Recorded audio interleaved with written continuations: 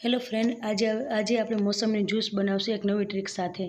મેં કિલો મોસંબી લઈ લીધી છે અને તમને પહેલાં બતાવી દઉં કે આછી છાલવાળી છે તે મોસંબી લેવાની છે, તેનાથી જ્યુસ એ સારું નીકળશે। જાડી છાલવાળી મોસંબી નથી લેવાની, તેનાથી જ્યુસ સારું નીકળતું નથી।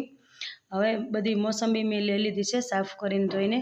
હવે તેને વચમાંથી આપણે કટ લગાવી લેશું, બધી મોસંબીને કટ લગાવી લેશું। જેટલો આપણું જ્યુસ કાઢવું હોય તે મોસંબીને બધાને કટ લગાવી દઈશું।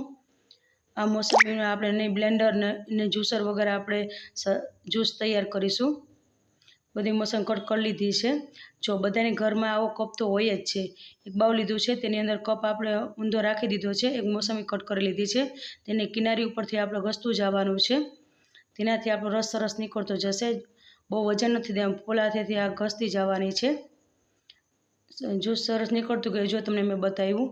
તેવી જ રીતે હું તમને બીજી નવી ટ્રીક બતાવું છું। એક વિસ્કર લઈ લીધું છે, એક મોસંબી કટ કરી લીધી છે, તેને ફેરવતું જવાનું છે। વિસ્કર આગળના ભાગમાં પકડતું જવાનું, ફેરવતું જવાનું, એટલે મોસંબીનું જ્યુસ નીકળતું જશે। જો સરસ એવું નીકળી ગયું છે મોસંબીનું જ્યુસ। હવે આપણે મોસંબીનું જ્યુસ એ ગળણી મદદથી આપણે ગાળી લેશું, એનાથી વધારાનો કચરો છે તે બહાર નીકળી જશે। મોસંબીનું જ્યુસ ગળાઈ ગયું છે। હવે તેમાં 1 ચમચી હંચર નાખશું, 2 ચમચી ખાંડ નાખશું, તેનાથી જ્યુસ આપણું કારું નહીં પડે। તેને સરખી રીતે આપણે મિક્સ કરી લેશું। હવે 2 ગ્લાસ લીધા છે, તેની અંદર આપણે એડ કરી દઈશું। હવે તેમાં 2 આઈસ ક્યુબ એડ કરી દઈશું। તૈયાર છે આપણું મોસંબીનું juice. And thank you for watching.